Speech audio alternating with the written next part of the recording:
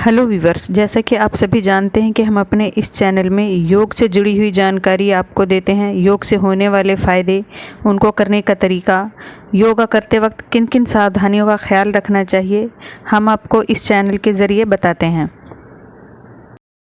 तो आज हम जानेंगे कि कौन से योग को योगों का राजा कहा जाता है और इस आसन को योगों का राजा क्यों कहा जाता है और इस आसन को करने से क्या क्या फ़ायदे हैं, करने का तरीका क्या है, करते वक्त किन किन सावधानियों का ख्याल रखना चाहिए। तो viewers, I hope you will like my video which tells you about benefits of yoga।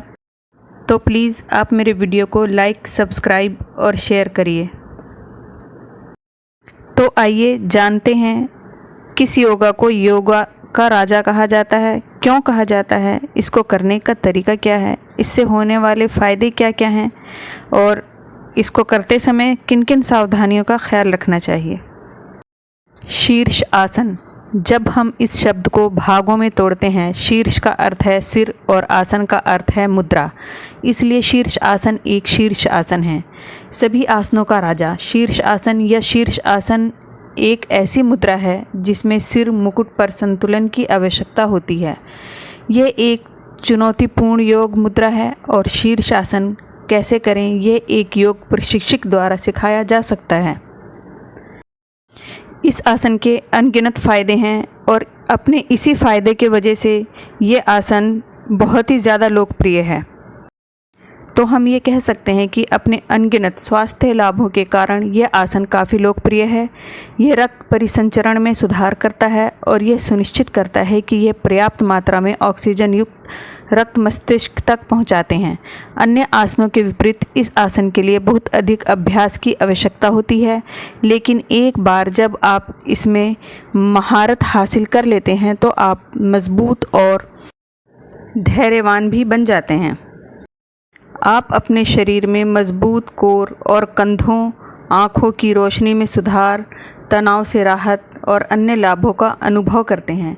यदि आप शुरुआती हैं तो आप चरण दर चरण शीर्षासन करना सीखने के लिए किसी अन्य व्यक्ति की मदद ले सकते हैं या दीवारों के सहारे झुककर कर सकते हैं।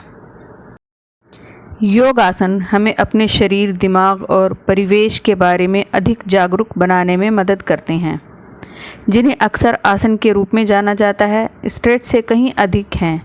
वे रीढ़ की हड्डी के लचीलेपन को बढ़ाते हैं, हड्डियों को मजबूत करते हैं और शरीर के ऊर्जा मार्गों, चक्रों और मानसिक केंद्रों को खोलते हैं और प्रतिरक्षा प्रणाली को उत्तेजित करते हैं। जब शीर्षासन को नियमित श्वास या प्राणायाम के साथ जोड़ा जाता है तो आसन मन को आराम देने और तनाव दूर करने में मदद करते हैं।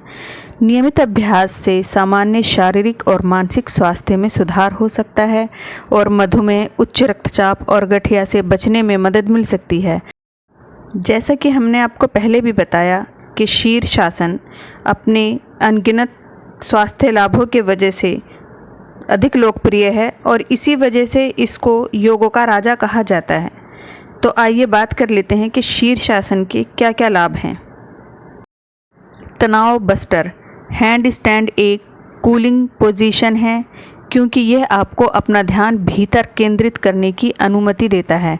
जब आप शीर्षासन को लंबी स्थिर सांस के साथ जोड़ते हैं तो आपको तनाव से राहत देने वाला संयोजन मिलता है। बेहतर पाचन। गुरुत्वाकर्षण का प्रभाव आपके पाचन अंगों पर दबाव डालता है तो अटकी हुई सामग्री की गति होगी, फंसी गैस बाहर निकलेगी और महत्वपूर्ण पाचन अंगों में रक्त के प्रवाह में सुधार होगा। पोषक तत्वों के अवशोषण और आपकी कोशिकाओं तक वितरण में सुधार होगा। आँखों के लिए फ़ायदेमंद। आसन करने पर आपके सिर तक अधिक ऑक्सीजन और पोषक तत्वों से भरपूर रक्त पहुंचता है, जिसका मतलब है कि आपकी आँखों तक अधिक ऑक्सीजन और पोषक तत्व पहुंचते हैं। शीर्षासन का बालों के रखरखाव में योगदान। शीर्षासन से खोपड़ी को ऑक्सीजन और पोषक तत्व की प्रचुर आपूर्ति के साथ रक्त परिसंचरण को बढ़ावा मिलता है, जिसके परिणाम स्वरूप बेहतर बाल आते हैं। शीर्षासन कोर मसल्स को मजबूत बनाता है। शीर्षासन योग के लाभों में आपके कोर को मजबूत बनाना शामिल है। पूरे आसन के दौरान अपने पैरों को ऊपर रखने और अपना संतुलन बनाए रखने के लिए बहुत सारी मुख्य गतिविधियां चलती रहती हैं, जिससे कोर मजबूत होती है। यौन विकारों में मददगार हैंड स्टैंड योग के लाभ प्रोस्टेट समस्याओं, हाइड्रोसील, ल्यूकोरिया, शुक्राणु जनन और मासिक धर्म संबंधी अनियमितताओं से निपटते हैं। यह योग आसन यौन अंतःस्रावी ग्रंथियों और अंगों के रक्त प्रवाह में सुधार करता है। विषाक्त पदार्थों को निकालने में मददगार नोड्स और तरल पदार्थों की लसिका प्रणाली रक्त प्रवाह से अपशिष्ट पदार्थों को हटाने में सहायता करती है। जब आप अपना सिर पलटते हैं तो आप तुरंत अपने लसिका तंत्र को उत्तेजित करते हैं, जो आपके शरीर से विषाक्त पदार्थों को बाहर निकालने में सहायता प्रदान करती है। बेहतर फोकस आप उल्टे हो जाते हैं तो आपके मस्तिष्क में रक्त की आपूर्ति बढ़ जाती है। ये मस्तिष्क की कार्यक्षमता को बढ़ाकर आपको बेहतर ध्यान केंद्रित करने में मददगार साबित हो सकता है। हड्डियों के स्वास्थ्य में सुधार वज़न उठाने वाले व्यायाम हड्डियों के स्वास्थ्य में सुधार करते हैं।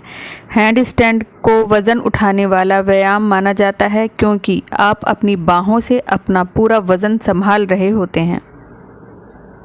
किसी चीज़ को पकड़ने में ज़्यादा आसानी शीर्षासन, जिसे शीतलन आसन के रूप में भी जाना जाता है और जिसे योगों का राजा भी कहा जाता है। इस आसन को करने पर व्यक्ति अपनी उंगलियों और हाथों को ज़मीन पर पकड़कर इष्टतम संतुलन बनाए रखता है। इसलिए इस आसन को करने से पकड़ बहुत मजबूत हो जाती है।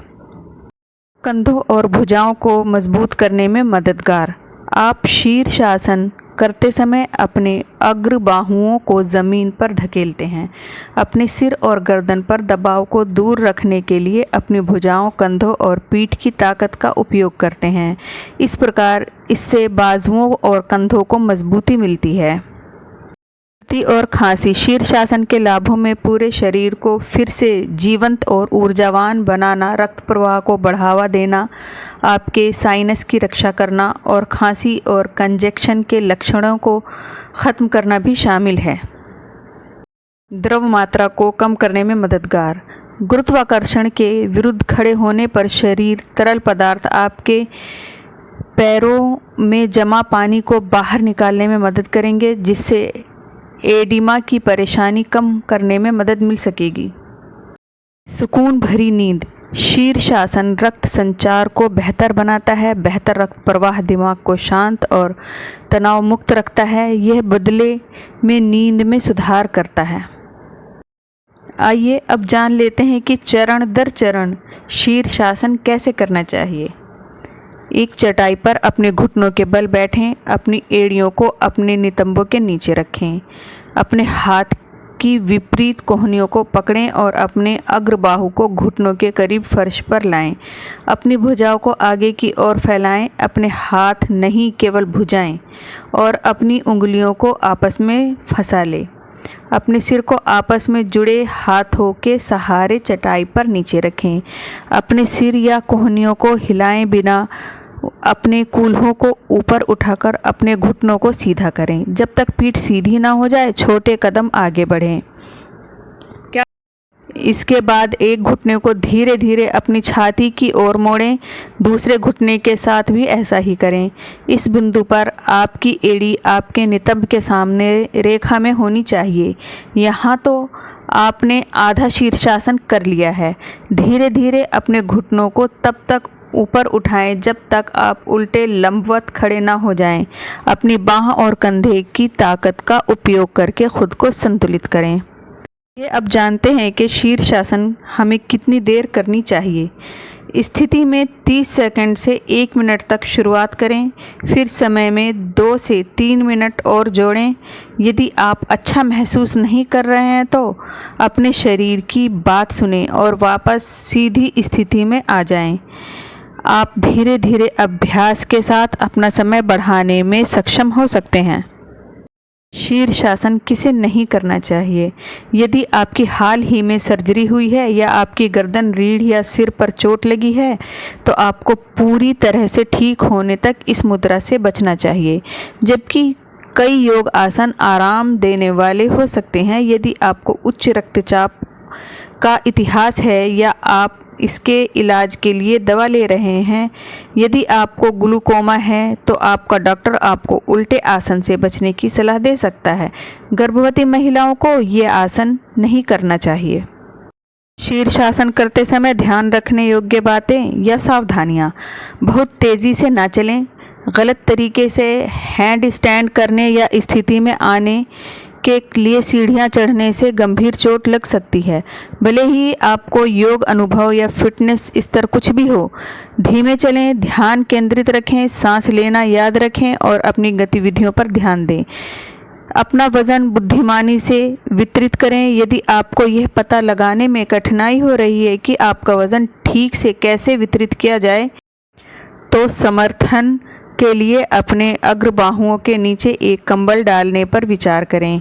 योगाभ्यास शुरू करने से पहले हमेशा अपने चिकित्सक से परामर्श करें, खासकर यदि आपको गर्दन या रीढ़ की हड्डी में विकार या चोट है।